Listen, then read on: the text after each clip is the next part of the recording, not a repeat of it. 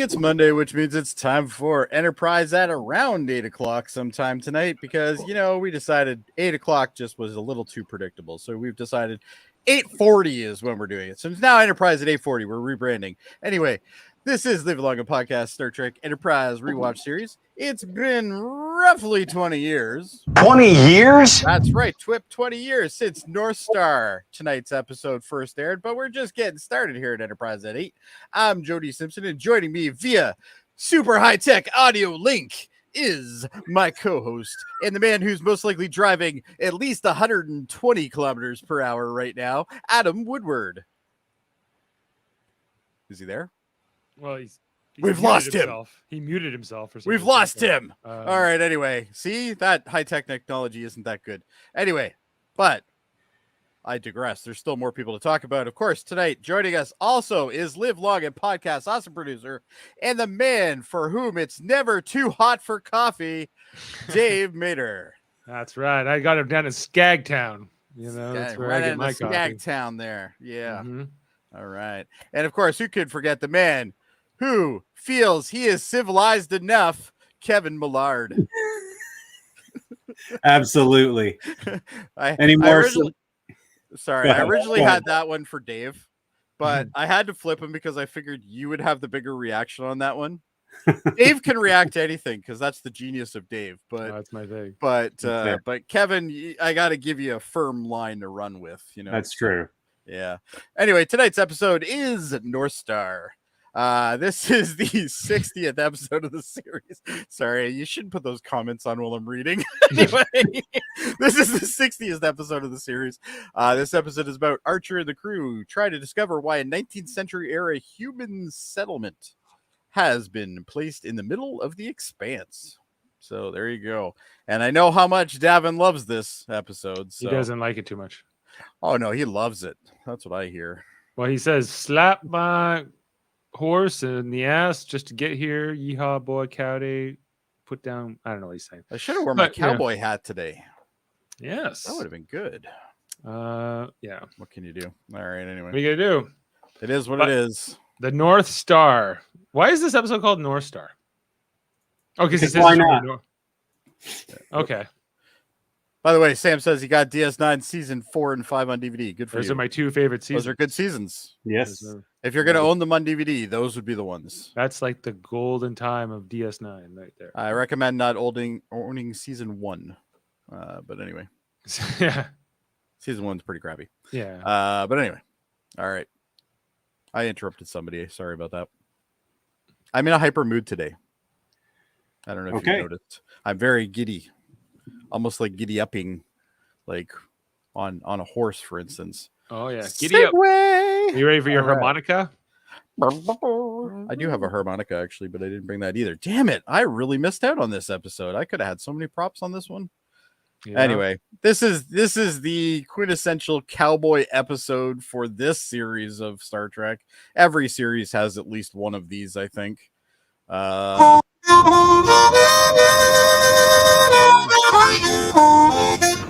Guess that's a Trip. I'm almost positive Trip didn't play that himself. But anyway. Later, Cags. Okay.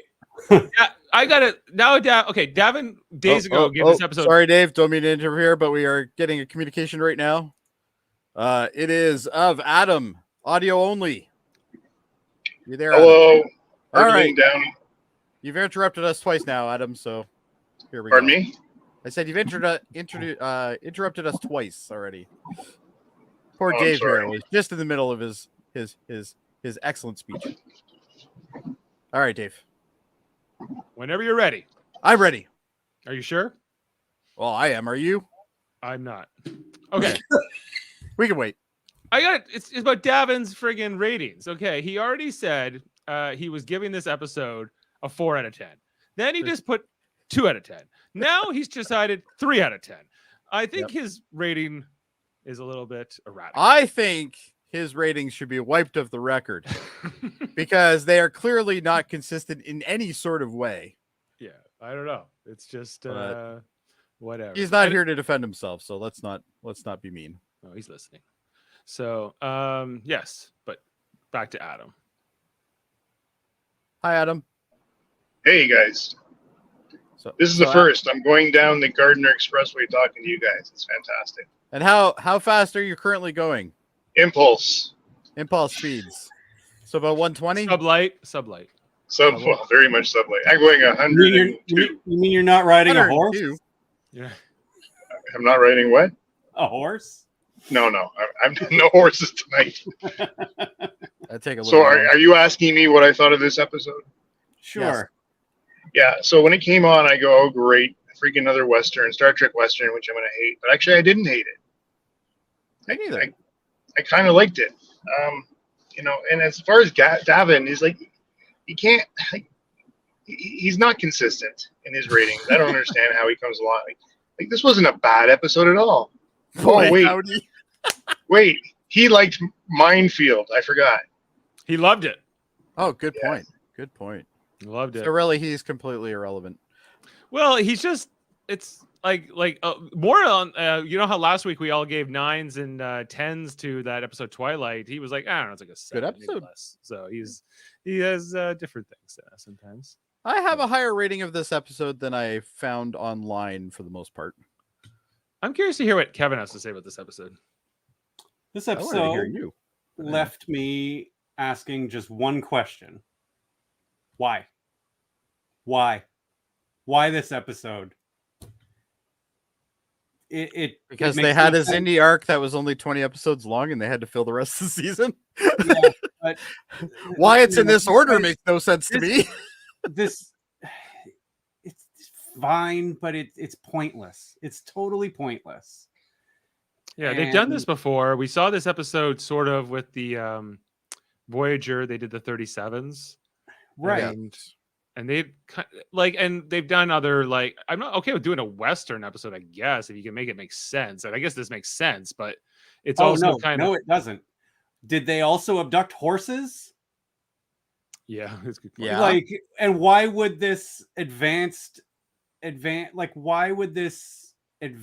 culture, this culture that is the species that is capable of abducting people in space, why would they need horses? Why would they need to bring horses and people to do the work? To do what That's work? a good point. And how would these people overthrow? It doesn't make any sense. This episode makes zero sense. Where'd they get the guns? You know what, though, Kevin? At least they had a reason, unlike other Western Star Trek episodes. You know, What reason? well, I mean, they were abducted, for God's sake. But you know, I can't. Okay, now you're poking all the holes in it, but you didn't say the big one. The ending wrapped up in like no time again. No time at all again. Always. Yeah. And they can't even take them with them or nothing. Like they're just like, okay, well, we're just gonna leave you here and maybe we'll Kevin, be back. they're on a mission to save the world. And sometimes you have to just stop at a random planet and figure out what's going on for the next 2 weeks instead of going to your mission. I just find It makes no sense. I don't get it. finding like Voyager does this too in its second season, where they keep finding stuff from Earth. And Yeah. what is the fucking likelihood of that really? Like, stop it. Once a season, that's the likelihood. Yeah, maybe. Yeah, exactly. Maybe it's like the Delphic Expanse is just like a big suction cup. Like, It just who knows? pulls everything. It just pulls in random stuff from Are the Earth. Skagarans a species we're supposed to know, or are they only No. this episode? Okay. I think this So- is the only time they're ever mentioned in all of Star Trek lore. There was another Which means thing they'll too be on that lore you next guys that eventually. occurred to me too through this episode is that wait a minute, the Xindi didn't have to go all the way to Earth to try to kill an Earth. You know, with their first weapon. Yeah. There was an Earth. There was like a human colony that they didn't know about right in their neighborhood. Yeah. Literally on their back door. They could have tested their weapon out on that. Knocked out these cowboys first instead of the 7 million on Earth, but whatever. It was just to me, the episode is incredibly pointless.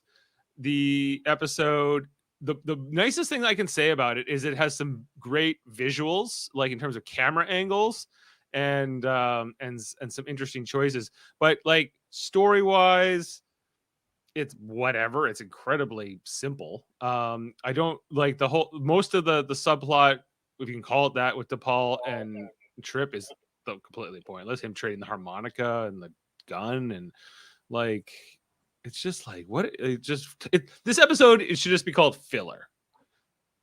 Well, And I don't disagree with you. As for an actual episode, it's not terrible. It definitely has its flaws, and I think you guys have pointed out the big ones right now.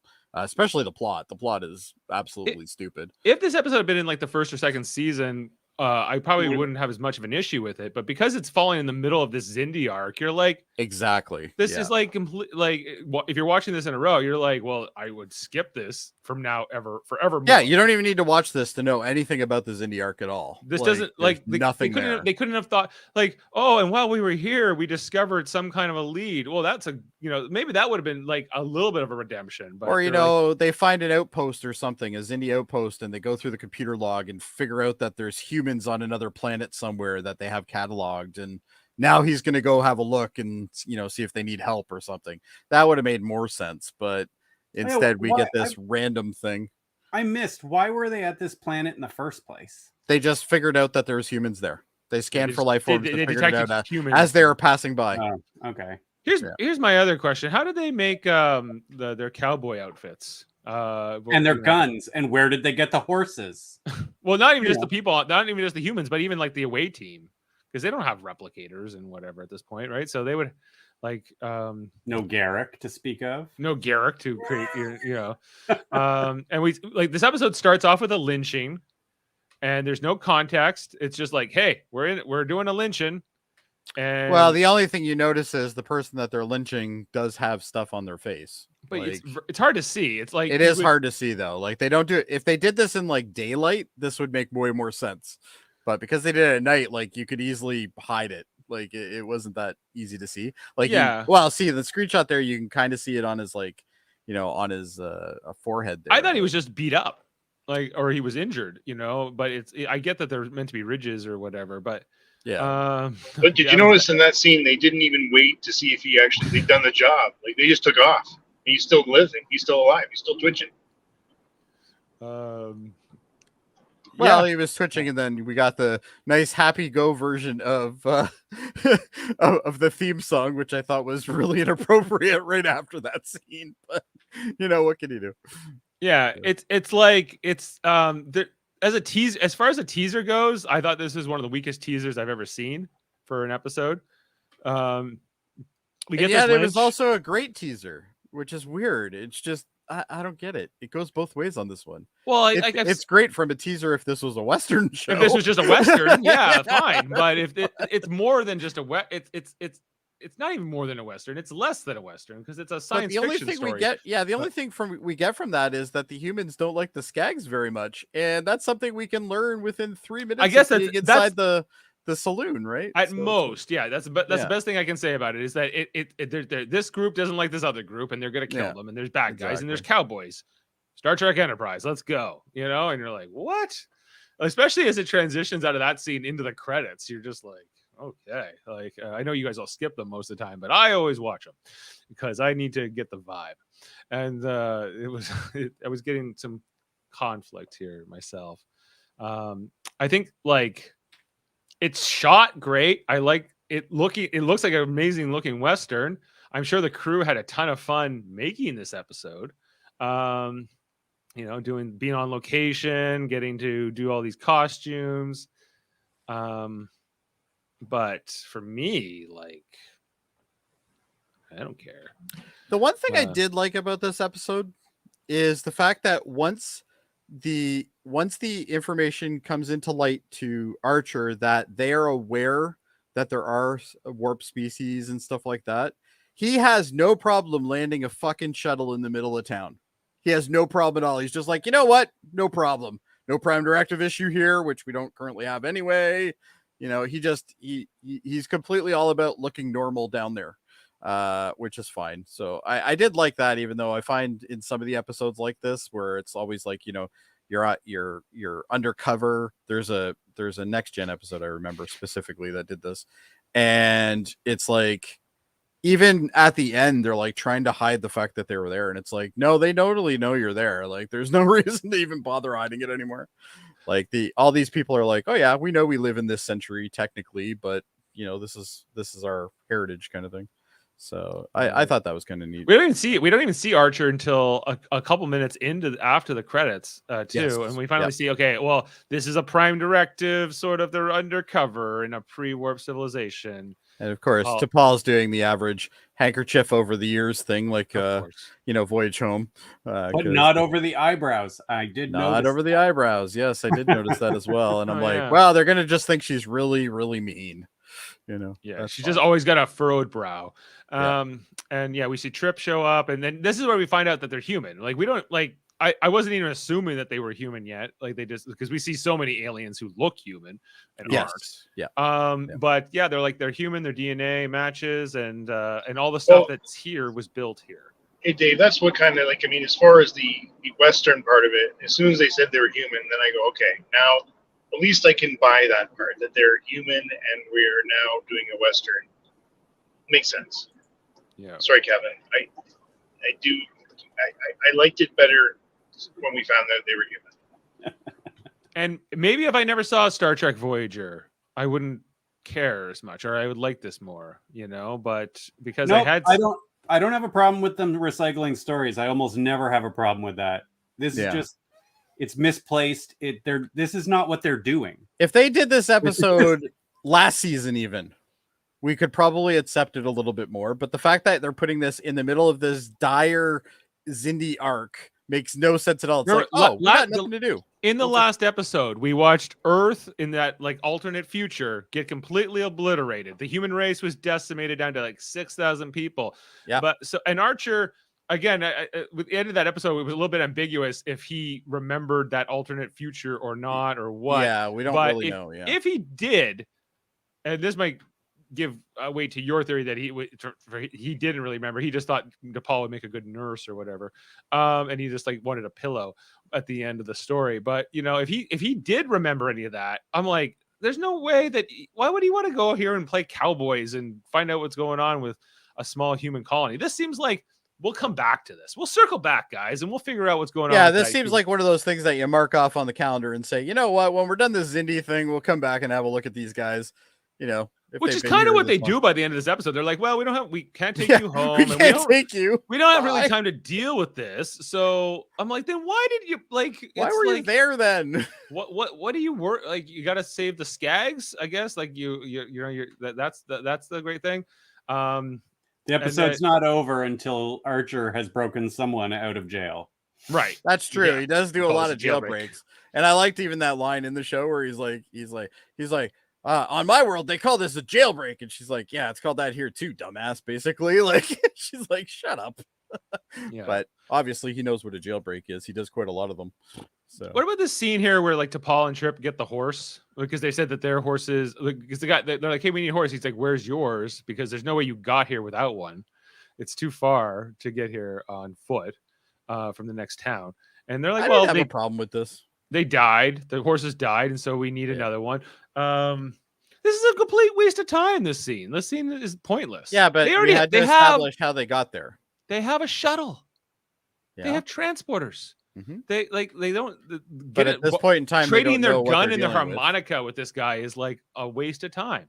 Well, I don't know where he got the gun from, because that doesn't make any sense unless it's like. Where did he get the hat from? Where did he get the coat from? Where did he get? Oh, well, he could have just jumped somebody. That's no big deal. They jumped people and stole their clothes. They're jumping people. Yeah, that doesn't seem. Oh, Kirk did it all the time.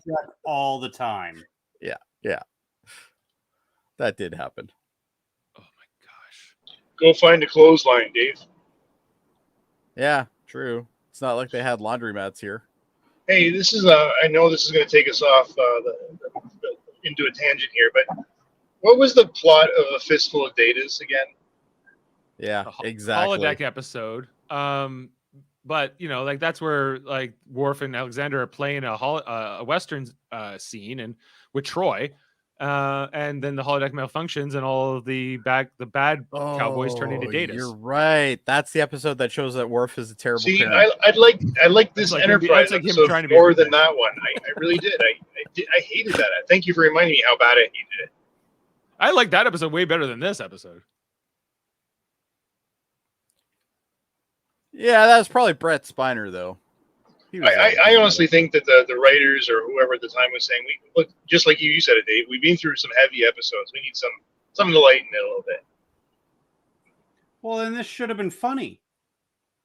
It wasn't funny. It was kind of serious, really. It was all about like prejudice and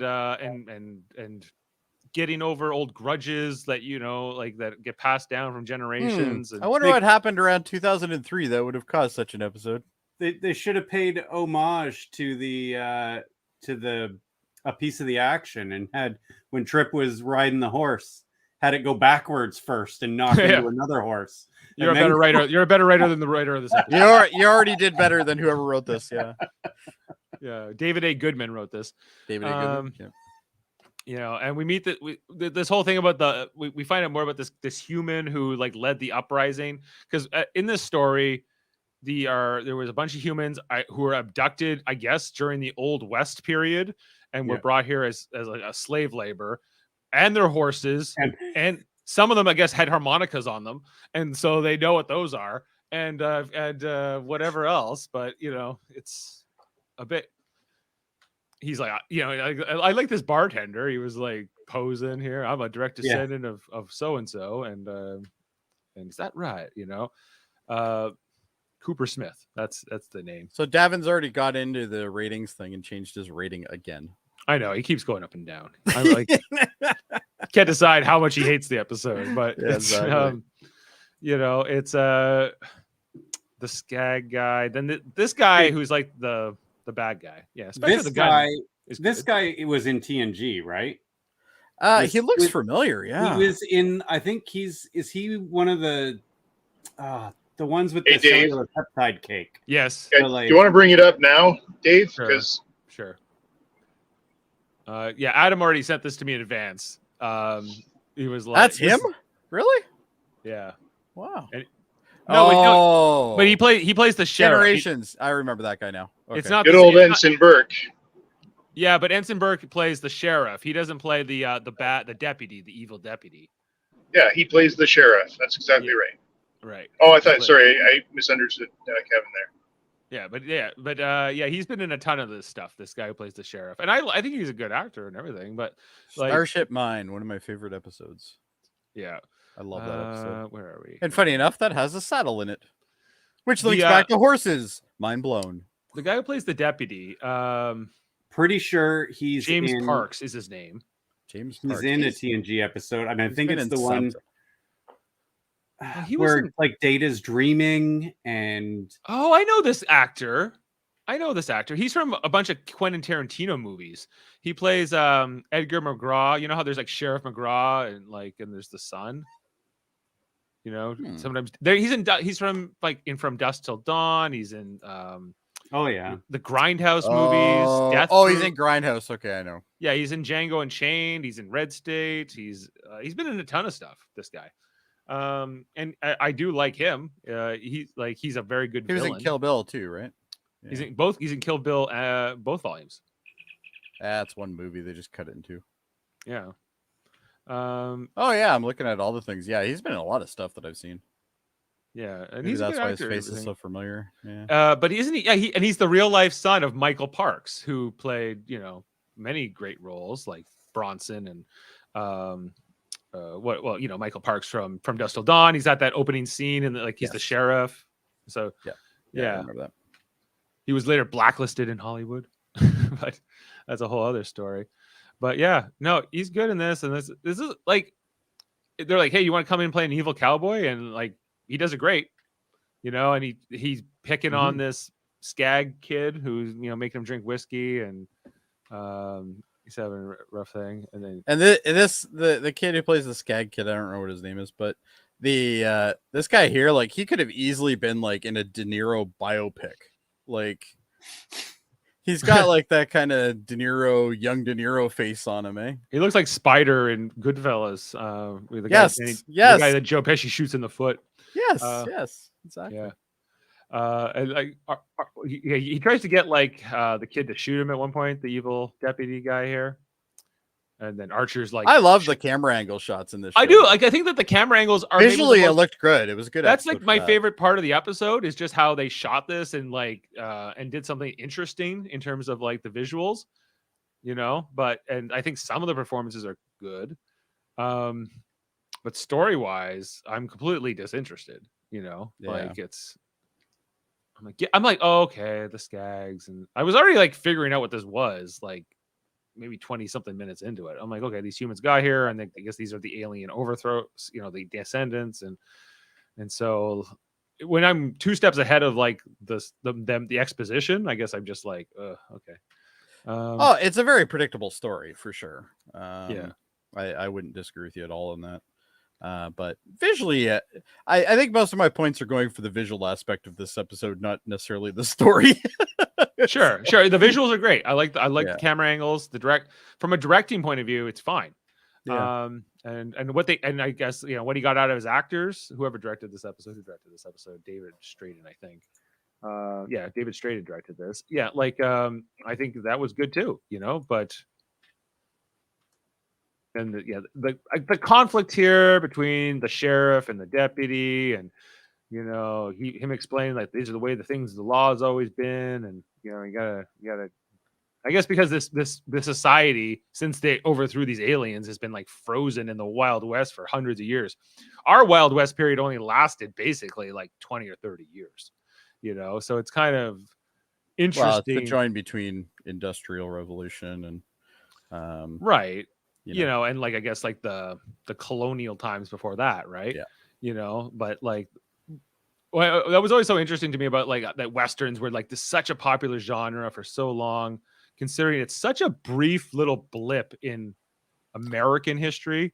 Well, in the grand scheme of things, it's a small blip, right? So it's like this, like the period that we would consider like the Old West was like didn't last for very long at all, you know. No, It was exactly. it was only in certain places, and then, you know, like everything got modernized very, you know, in the 20th century, you know, slowly, but you know, I think what people, the romanticized version of the Old West for me has always been this idea of like it's kind of like a lawless environment, you know, like there are sheriffs and bad guys, and it comes down to who's got the fastest draw on the gun and whatever. You know, it's not my favorite genre, but like I guess I've always been kind of like, why is there such this obsession with it? Why does everyone love this motif so much?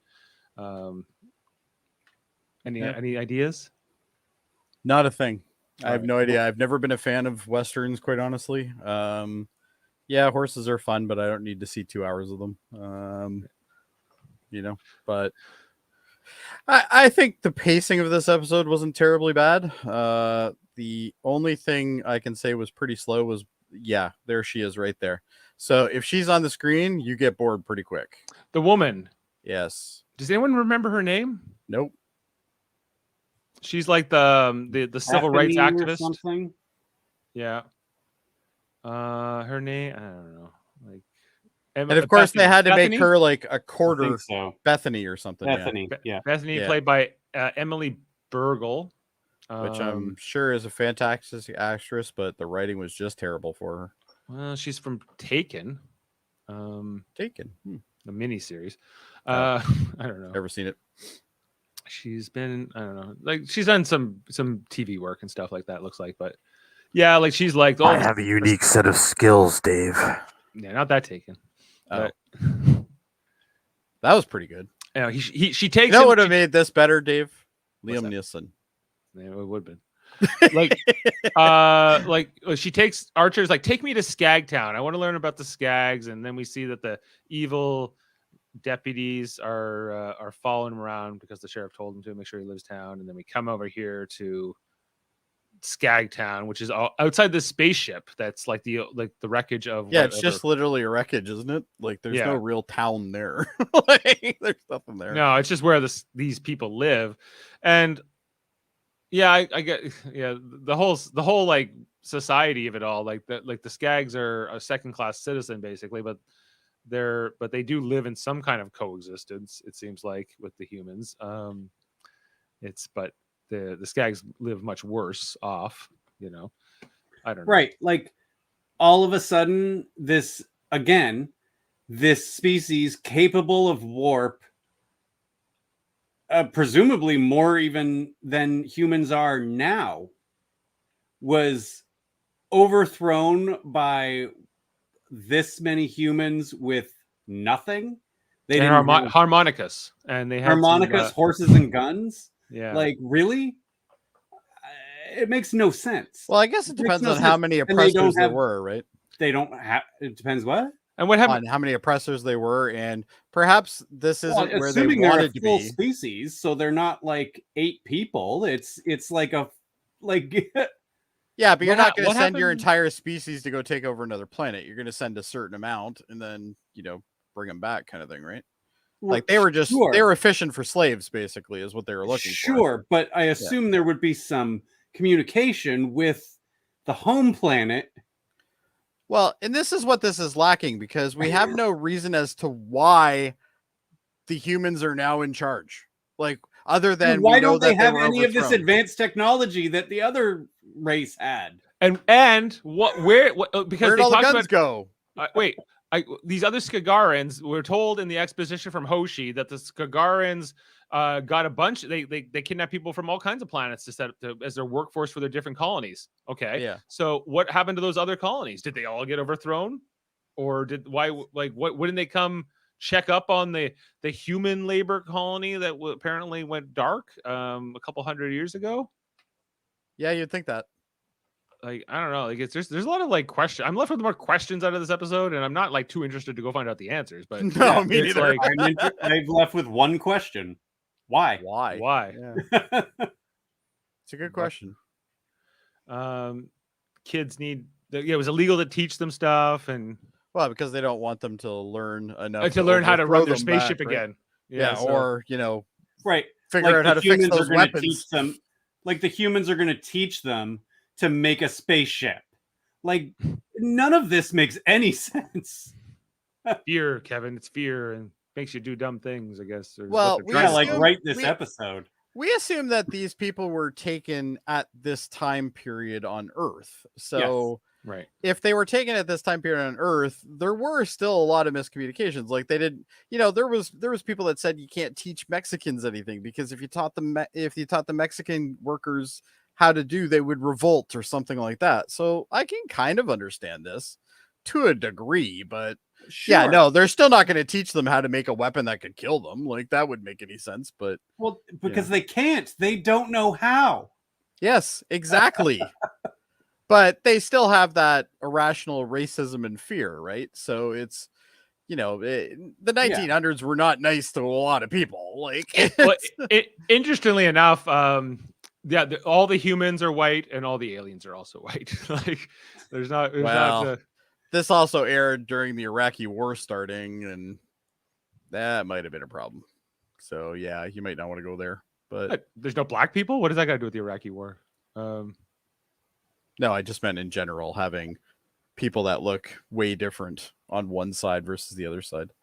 I So, guess maybe they got it's- boils. That's what they got, Dave. No, We it's just got that boil this people. was 2003 and everything was still white. Okay. That's true. Everything TV was still TV was very 99% white. Yes, it was still Yeah. very white. Yes, I agree.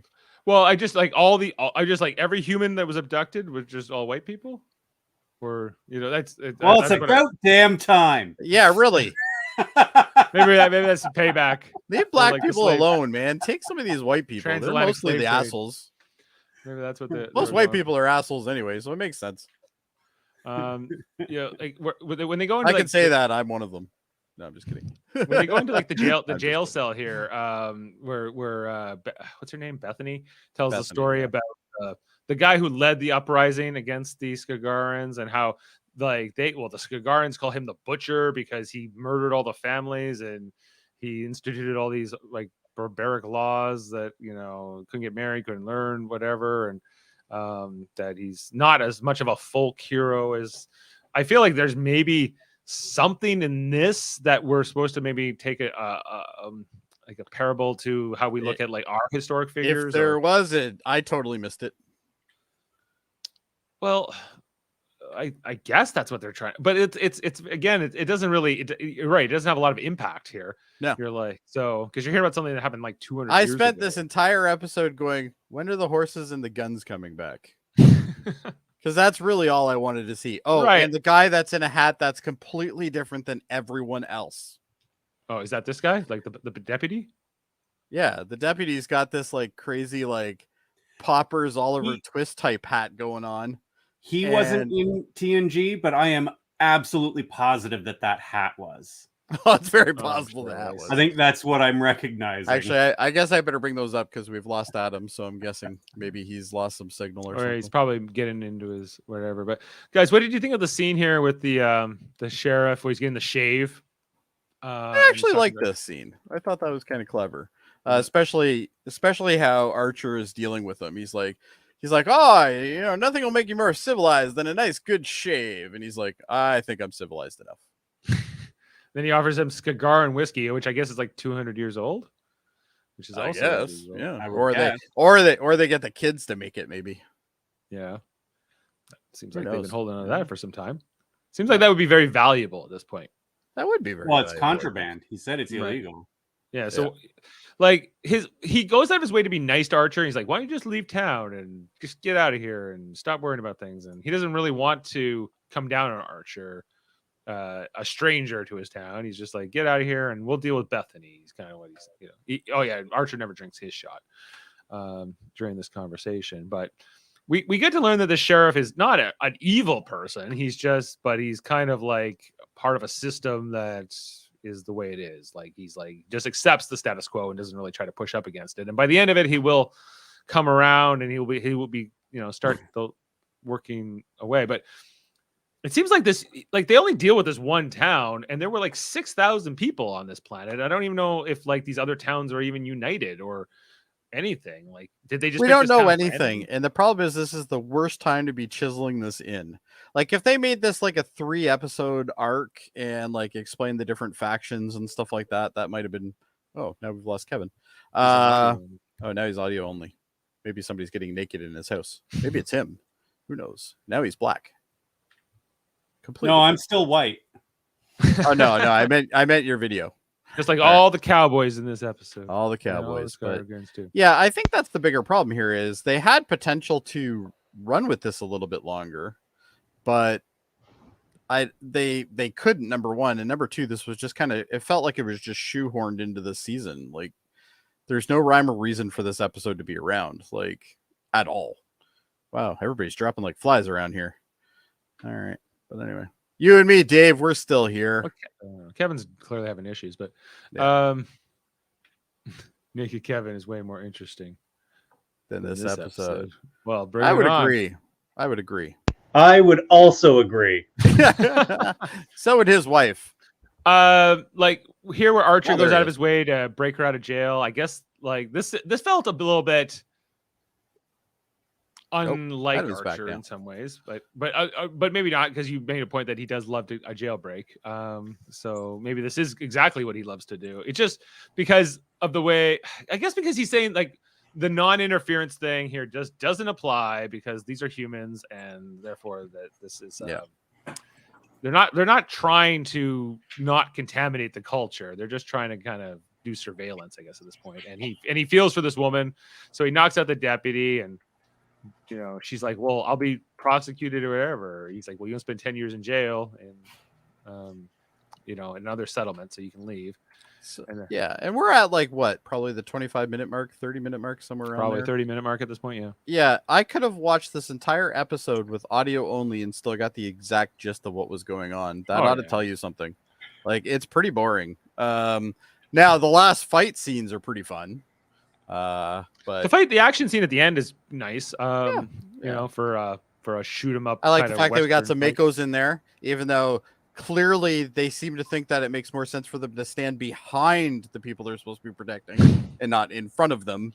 But you can't I have think everything. they need to have some tactical training as a group. It's very possible. Maybe they just don't know who Captain Archer is. Maybe that's the problem. They're like, well, which one do we stand in front of? Who's the captain? Okay. Well, here where like Archer's trying to get away in a wagon, and then what's his name? James Parks. Here he shoots Bethany in the side, and she falls Which over. is clearly into, not like, her. No, at that's this clearly a point. stunt woman, but you know, boom. Good catch there, Dave. You know, and this was the other kind of like thing I did not expect Archer to do here was to go get her, get his communicator out, and get beamed out in the middle of town square. You know, like that was. Yes, but he's already established that this is a group of people that know exactly that this exists. So at this point, he doesn't care. He's just like, fuck it. And that's kind of what I liked about this episode, because most episodes don't do that. They still hide it right to the end, right? And it's like, no, Archer parks a goddamn shuttle in the middle of Main Street. It's great. Yeah. And then here we see the medical thing on her. Where I'm not sure why they needed to dress her like this, like all like, you know, Fifth Element type. You guys are really hard on this episode. I've been listening quietly now, and man, like she got shot in the stomach or the side. Something. Yeah. Okay. She actually got shot on the other side. She's been patched at this point. Yeah. Why does she not have that many clothes on? Well, you know, because it's 2003, man. I think because they wanted to make sure, just in case this outfit that T'Pol has put on is not adequate enough for the people who are watching. Have you watched any TV recently? Nobody's got any clothes on. I know.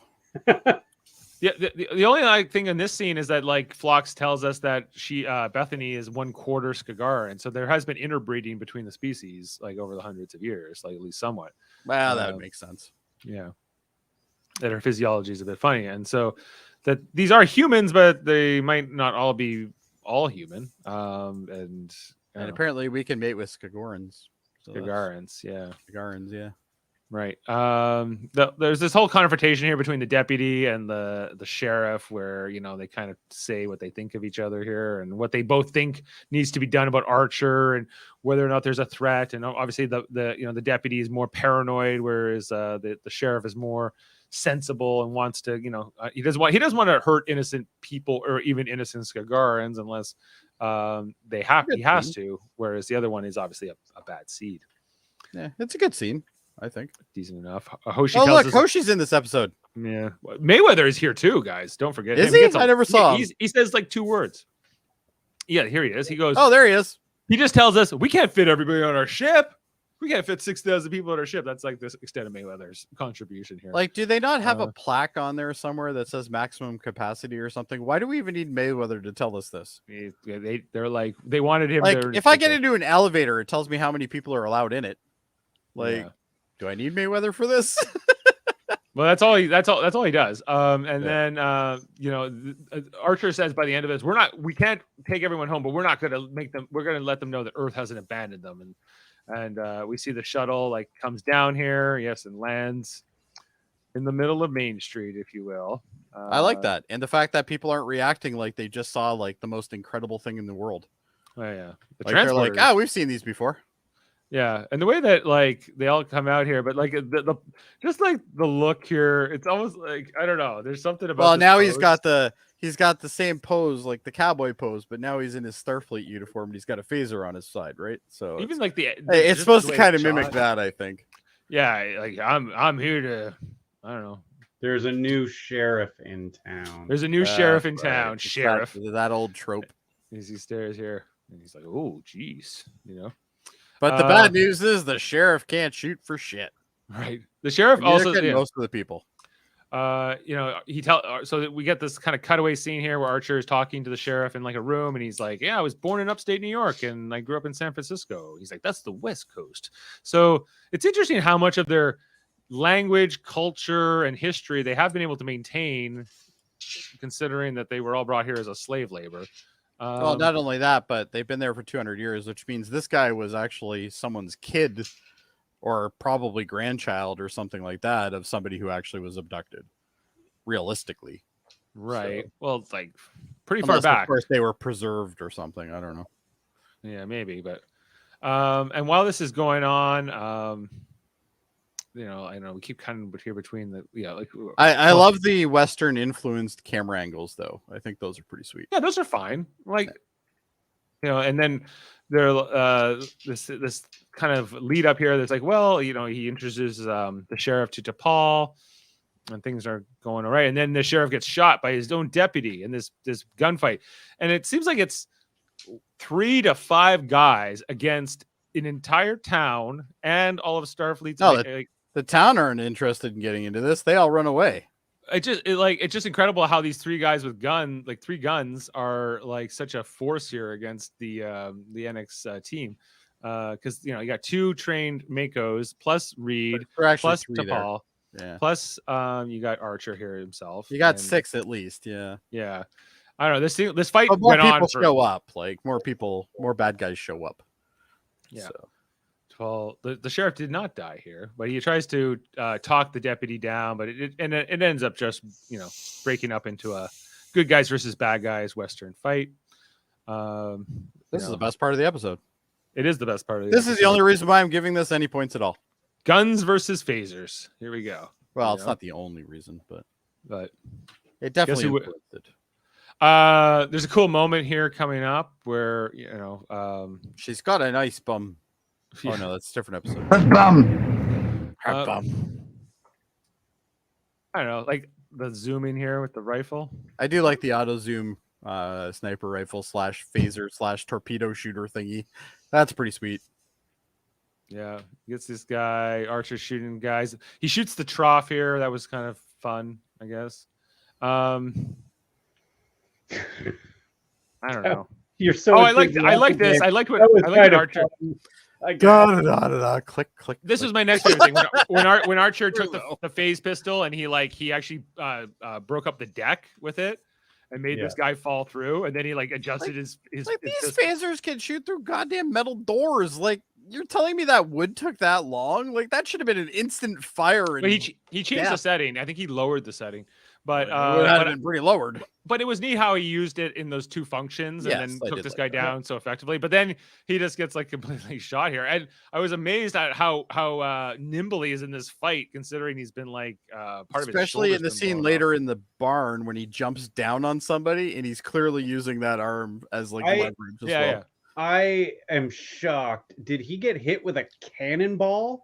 It's just not a bullet wound. I think that's actually the stunt pack that just went a little too far. But it's an intense like he wouldn't have any use of his shoulder and his arm would be hanging down right now. He's got flocks. He's got flocks to take care of. But he can lift his arm right now, which is pretty damn impressive. So yeah, I thought he would actually be bleeding more, but whatever. So he kind of it takes a couple minutes before that kicks in. Yeah, and then he runs into this barn, and then the deputy falls. Yeah, he jumps down on him, and it's like down on him and takes him down, wrestles him to the ground while his shoulders been. And then he all of a sudden is nursing his arm again, and it's like, and then he punches him in the arm, and he's like, ah! It's like, yeah, no, I'm pretty sure it already hurt. None of that bothers me. I mean, you see that in movies and TV all the time, right? Like, nobody can tell me that Bruce Willis. Did you see that lady's name on her badge? Have you seen Die Hard? Look at the name on the badge. That's money. That's money. That's money. At first, when I first watched it, I had to go back because I thought it was E and then money. I'm like, easy money, sweet. Easy money.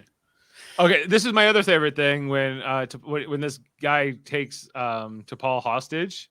Oh, I just want to mention one thing before that, Dave. Can you go back one frame? No, back to T'Pol. Where? This one? That is not a functional belt, Dave. There's no function to that belt. Well, it's for her to put her tricorder thing on. Oh, okay. All right. Yeah, I don't think it's not to keep her pants up. I love clearly not the speed moment. Yes. Shoot the hostage. Yeah, he just shoots her because he knows that guy doesn't know that this is just gonna stun her, and he's like, "What?" And then he's just like, "Eh," and then he shoots her too. Yeah, I would have liked it if T'Pol eventually got back up and just clocked him down. Be like, "Why'd you shoot me, ass?" Something like that. That was all right. I was cool with that improv here by Reed. Look at all the blood coming down him now, though.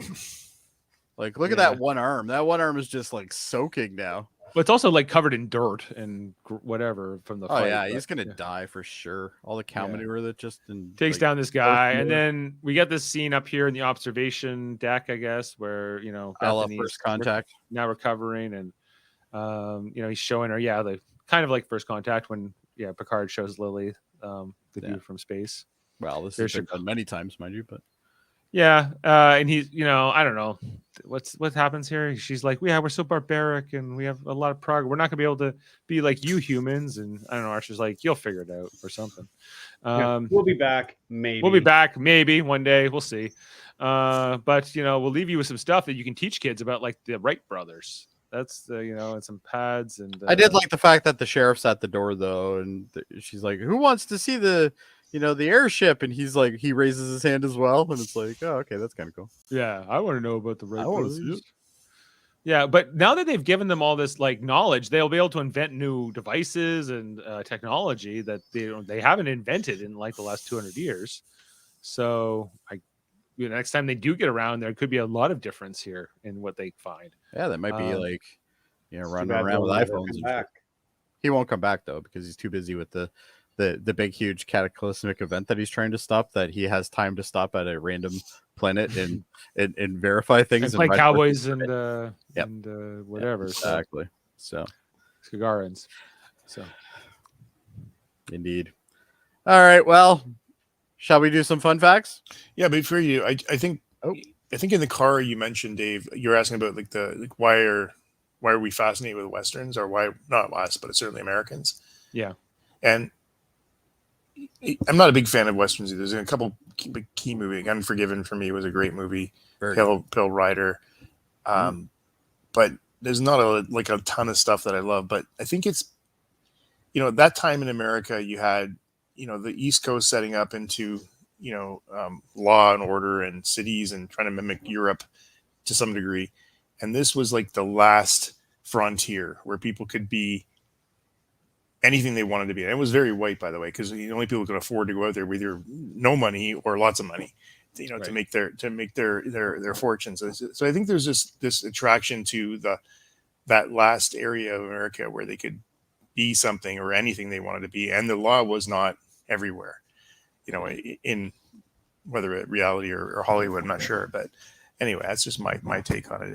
I think maybe you're overthinking it. I think it's guns. I think they love guns, and they love the law being the man that's best with the gun. Yeah.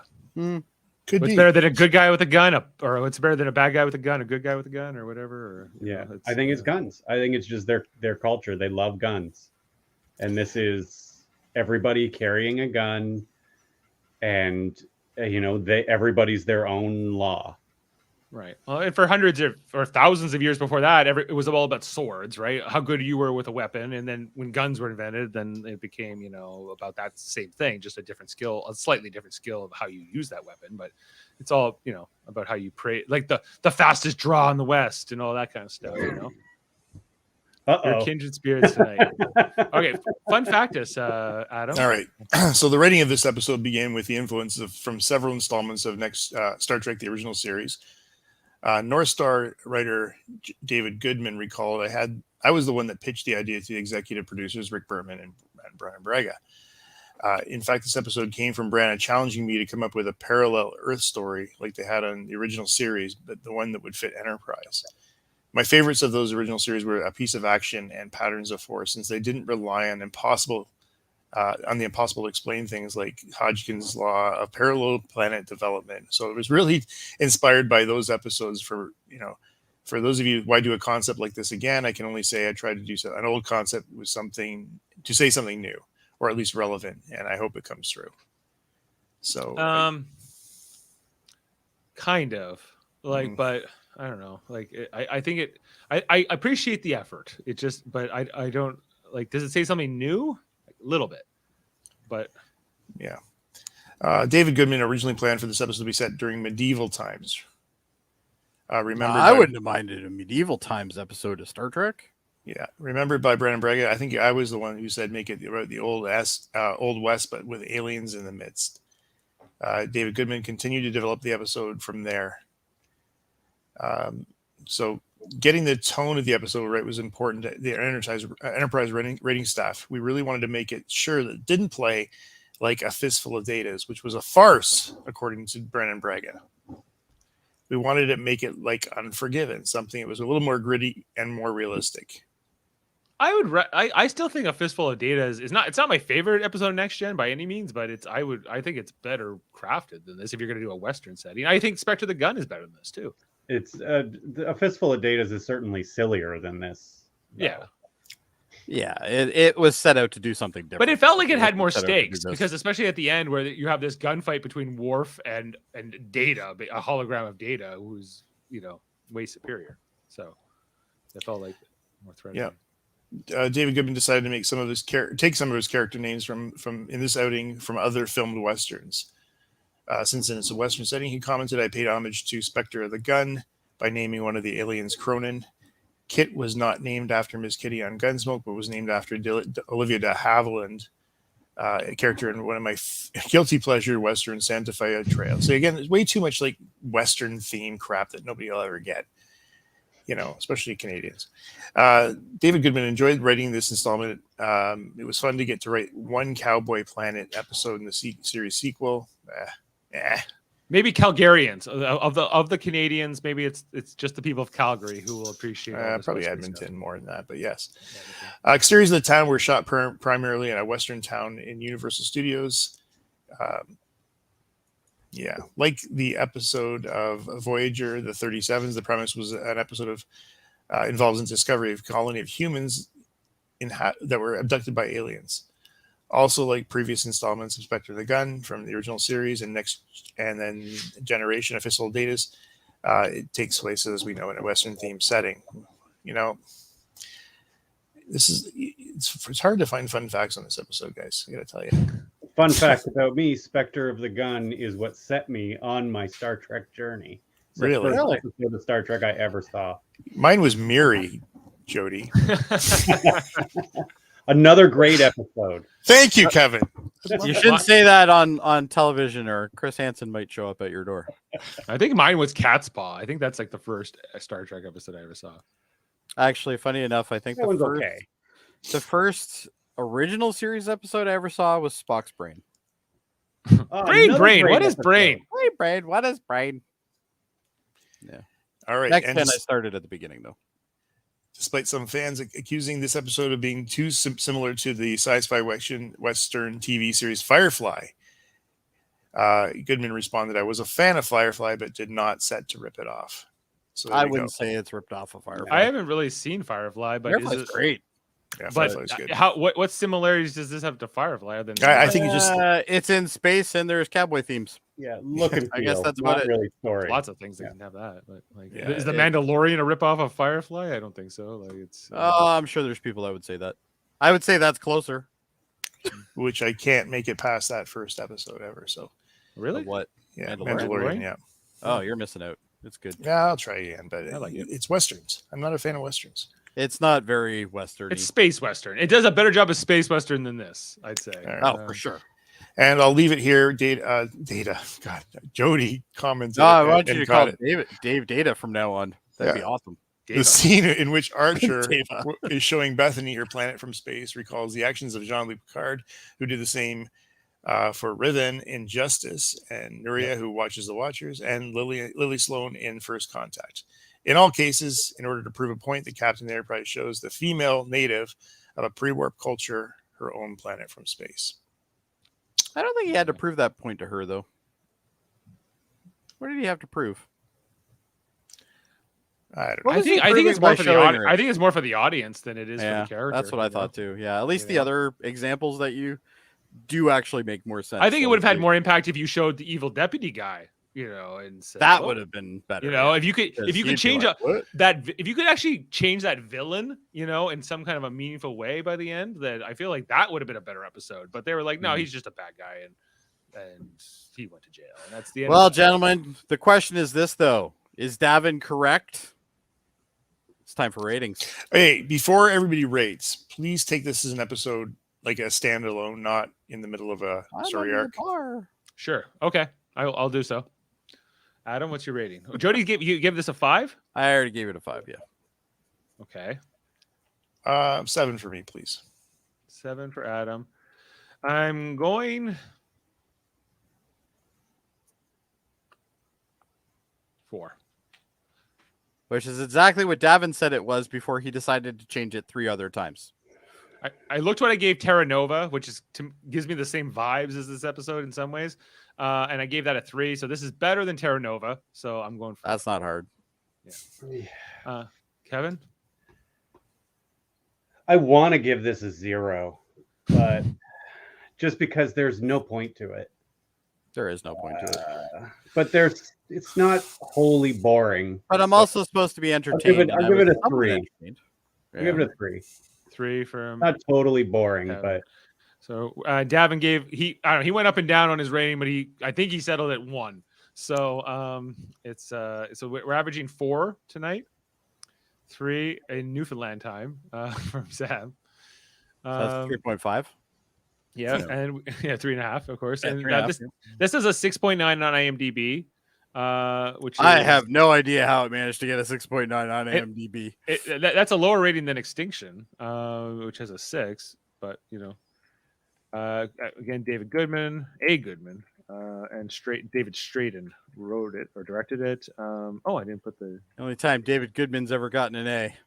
You say this is art? I guess if it's gonna call this as anybody's episode, it's Archer's. But it's mostly Archer. Yeah, it's pretty much just Star like Trek. most episodes. Yeah, again, they don't use the crew at all. But his Flock's doing this. He takes a bullet out of her, and that's about it. Oh, sorry. There was one more reference here that I it was the first time that anybody said, beam us up together, like with like a count, you mean? Yeah. First time in the chronologically. Yeah. I was gonna say because this has definitely been before. Well, of course, this happened in the 19th century. Terra Nova, the TV show. There's a TV show called Terra Nova. Yes, that there was actually. I remember that. I like Terra Nova. The was problem with good. Terra Nova, the TV show, is that it was too expensive. They couldn't keep going. It was basically about Earth was falling apart, and they found this portal going back in time to when the dinosaurs ruled the world, and they were putting people back in time to. It's got that captain from the glowy alien show, Avatar. Oh, the glowy alien show. I was like, where's he going with this? Yeah, it's got him in it, and he was also in a Western, Tombstone. That Yes, guy. he was in Tombstone. Yeah. Now, Jody, That was a good movie. Yes, sir. Davin's promised me that after we get past this episode, it's all gravy from here. We got nothing but good episodes left. What comes next? In season 3. In season 3, yeah. I would consider that you take everything he says with a grain of salt. However, the next episode I am very familiar with. It is called Similitude. And this is during an engine performance test. Trip Tucker is critically injured and left comatose in sickbay. This is a heavy Phlox episode, by the way, too. Phlox suggests that Tucker's only hope of survival is the creation of a mimic symbiote. In other words, a clone. So basically, they create a clone. What's neat about this is the kid that they've already used for flashbacks of Trip is used as the sim in this one, which is kind of nice. So it's good consistency there. But is it a good episode? Yeah, it's not bad. I think it's not bad, but it's okay. But it has nothing to do with the Xindi arc. Not really. No, other than they're in that space. But you know, it's like an arc at this point. There is an arc. We'll get back to when we feel like it, guys. You know, like we're gonna have. We got. They had 20 something episodes to do, Kevin. I mean, 26. Well, it is a bit of an unfair. It is a bit unfair because it's easier to do an arc like that nowadays than like Discovery when there's 10 episodes a season, right? Like, and Deep Space Nine does the same thing. Like I think Dominion War being a lot more in it than it is. I guess because Deep Space Nine's a space station, I guess it doesn't feel as jarring. I guess when we have like a side episode, it does the exact same thing. It does, yeah. but but it feels like you're not this, taken out of it, I guess, is what Dave is trying to say, which I kind of agree with him on that. You know that the Dominion War is still going on. You get it. You know it's there. There are. You get that they're not always at the front lines in that particular storyline. In this storyline, they're always Enterprise's sole mission that is right to now, save Earth, not to go play with cowboys. Like they're not on a Discovery mission. Oh, wait a second, guys. You know, if you're playing with, you're looking for life forms, you got to stop if you see them. It's just going to be. Crazy They're little still. life Thank you. Normally I'd agree, but I feel like they got pressed. No, they are on a mission Where right now. are They are you? not I exploring. just watched Earth get blown up last episode. I'm like, there's some stakes here. it We was a need to dream. get on this. We don't have time to worry about clones and It's true. and cowboys and things like this. But we Well, if do they're need looking our for chief Trillium engineer. on the planet or something like that. They got to Well, find. at least that would be serving the mission. There is definitely a connection, but I don't remember what it is. It's been a long time since I've seen it, but I remember the episode being good. Regardless, And I remember it's I okay remember- to deviate from the storyline a little bit. Guys. I also remember thinking how much I absolutely hated Trip on my first watch of this, and I remember that this is the episode that made me think he was actually really good. Davin, based on your comment there, you should at least give it a 4. Yeah, you got to stop and you got to stop by the planet. So You do just fly by planets. There's a lot of them out there, Yeah. as we've learned, especially with Kirk. You know, sometimes you just don't ask too many questions and just enjoy the Just episode. enjoy it. You Just enjoy the have to ride. understand it's entertainment, and Don't that's what think it is about it supposed so to be. much. The You know, question is, so- were you entertained? I was only No. entertained 4/10 of the time. No, I, no, I wasn't. I said to my wife last night, I didn't hate it. Well, then if you know, it depends what you're looking I'm for. pretty in sure your- I in warned your all of you guys entertainment, and but- told you guys that it wasn't going to be good. You did. It was better than my expectations, but you know, now I feel Yeah. bad about giving it a 7. I'm going with a 7. I'm happy with my 7. There it You is. can, you know, it's Do okay. whatever you you know, like. It's So okay. Sam You don't wants have to to. know, Adam, is that Area How about- 51 sign always Adam, I'm wanted not you? judging you, just the episode. It's fine. Yeah, yeah. Like if somebody likes something and I don't, it's okay. You know, it's fine. But- Yeah. See, Sam feels the same way. He was entertained 40% of the episode, just like me. Okay. 4.5 in Newfoundland. 4.5. That's a little Exactly. high. That might For have this helped. season, well, Adam has the highest. Actually, he's tied with me for the I highest. can't see anything overall. online, so you should probably show us Oh, what you're yeah. looking at. There you go. But this season, yeah, like Adam has a significantly. I'm actually pretty low on this season so far compared. Like, well, I know it's gonna get better, but some of these Evan and I are dead the same, though. That's weird. like some of these I've been episodes, pretty- like I've been look, like Pretty we- high we- on this season. It's been pretty good. it was like 8, 7.9, and then 4, 5.5, just under 6. Like these Well, are what's not great interesting numbers. is last season we thought was actually pretty good compared to the average so far this season. So far, yeah, like I think because The last we're half wanting them to tell us this story, and they're Well, we want taking this their- Indie arc, but they're taking a long goddamn they're taking their to tell it. time. They're sure The taking their last time half to of get season there, so. 2 was fantastic. That's true. Well, A lot of good episodes. yeah, Kevin had an average of 7.1 in season 2. Sam says Davin is actually a Karen. That kind of makes sense, I guess. I don't know. Well, it must run in the family. So, yeah. Oh yeah, All that's right. right. He called you Karen too, didn't he? Oh, he always calls me a Karen. He said Uh, worse things about me, I'm sure. All Anyway, right. you know what's not worse, Dave? What's that? The other shows what we have on this. We have some episode. great shows here, Jody. You're right. We got the Right. whole thing here on Live Long and Podcast, a Star Trek Woo! channel that you're watching right now or listening to This on one your right audio here. podcast, wherever you are. And we got great podcasts, like, of course, Like Monday what, nights, Dave? we're talking about Enterprise. Oh, Enterprise. Oh, that's new. Tuesday, D Space Nine. We've been watching all Space those Nine? episodes. Kevin, you're on that. Woo. I am Yeah. You enjoying it? He's usually more Always. enthusiastic though. always. Always. But of course, last week I enjoyed last week's. It was in the pale moonlight. In Yeah, the that's a pale great moonlight episode. last week, we all gave 11s. It was like we went off the charts. We loved it so much.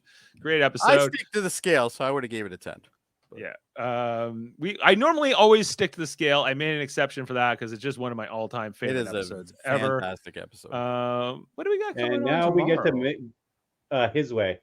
Oh, we here's get to the meet Vic Vic Fontaine. Vic Fontaine is coming in tomorrow night. I so- always hated the Vic Fontaine stuff. Yeah, but, I know It's hit and Davin's a miss fan for me. there. So Yeah. Anyway.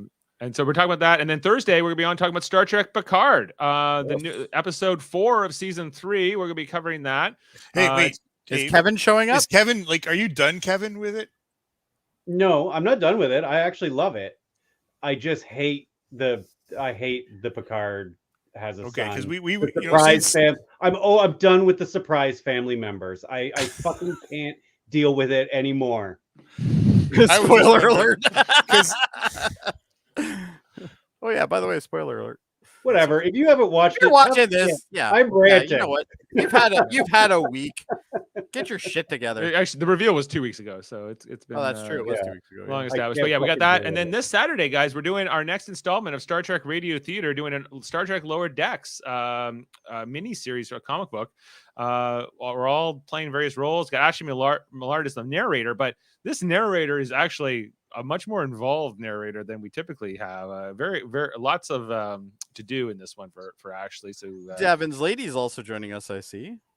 yeah, we got Davin's partner Tiffany coming in to play a bunch of roles, and we got Murphy and a bunch of aliens. Mock called me and he's like, "What's with these aliens? Who are these aliens? What do I have to watch?" And I was trying to be like, "Well, these aliens that you're playing are only from the comic books." So we gave him some pointers, but I was like, "There's kind of like these two factions. Like there's like the hillbilly faction and the more advanced faction of the same species." And Yeah, I acquired all the comics, so I'm gonna go through. yeah, and so Yeah, I'm gonna have to read he was the like, "Well, we have last to get all the hillbilly aliens together so we can like talk about what we're gonna do." I was like, "Well, that's fine." I'm not playing one of them, but I am playing Dracula in this, so get ready for that. Yes, this story has a Oh, I can't wait for that, Dave. yeah, That's so gonna be I'm- amazing. Oh, I'm ready for it. I can only Um, imagine what your Dracula is yeah. gonna be. Well, it's gonna be like a Dracula. So that's all the stuff we got going on Live Long and Podcast. Plus, of course, our science division, which does all kinds of things like trivias and debates and probes, and we also we play video games here sometimes and things like that. Say, Dave, Oh do you yes. cover Big Brother Canada 11? Well, in the United Federation of Podcasts, yes, we do. We have our Super Mater Brothers podcast, which is currently right now doing Survivor. Yeah, but you're right. This week is Big Brother Canada 11 is starting. I'm not sure how we're going to do both on Wednesday. We might just cover Big Brother Canada on Thursday, although we have Picard on Thursday. So I still haven't quite figured out how I'm going to fit in Big Brother Canada this week, especially. But we are going to do a cast. We've already started the draft, and Foster already made his first pick. But we will reveal this in the very near future about who the cast is and what we're expecting. So I don't have that set. I don't have a good answer for you yet. But check out Wednesday. We'll be on talking about the new Survivor season. Episode 2 is on this week. I know there's someone from Newfoundland. And guess what he does for a living, guys? The guy from Newfoundland. Bartender. No. Come on. Fishing guy. Fishing. Yes, exactly. Fisherman. Fisherman. Yes. Or goes to Fort McMurray in mines. Yeah. So yeah, I have to figure out who I'm going to draft. And he's got a hip tape that's stuck in his truck radio for the last 3 years. 20 years. 20 years, yeah. Also, check out on the Mary Mater Marvel Society on the Super Mater Brothers podcast, where we just did the Ant-Man and the Wasp Quantumania not too long ago. If you want to hear our thoughts on that movie. And there's the X-Rated show every Tuesday with Davin and Andre, where they talk about X-Men, the animated series. Andre also has his other podcast, the Graphics History Podcast, an audio podcast where he interviews people from film and comic books and things like that. Every second Wednesday, Davin and Murphy do Hold Up, a movie podcast where they talk about 3 movies in a specific theme and rate them and talk about them. Assuming a microphone's working or not. Assuming the microphones work. Sometimes there's technical difficulties. And the Hellbound podcast comes out on Wednesdays. Alex Blackburn, Michael Chan talk about horror, whether that role plays. They talk about movies, horror movies, and interview different people. And KBBL on Fridays. It's a lot of B's. The extra B's. What's the extra B for? There's so many extra B's. I still don't get this joke, but I no, but anyway, yeah. Anyway, so that's all the great stuff we have going on the United Federation of Podcasts. Oh, there you go. All right, gentlemen. Well, unless anybody else has anything to say, I do not. Yeehaw. Yeehaw! Yeehaw, cowboy! I wish I had a soundbite like that, but because we mentioned it tonight, let's go out on this. We'll see you next time. Live long and podcast, everybody. Brain and brain. What is brain? What to say? All right. The thing that hurts when I watch this episode.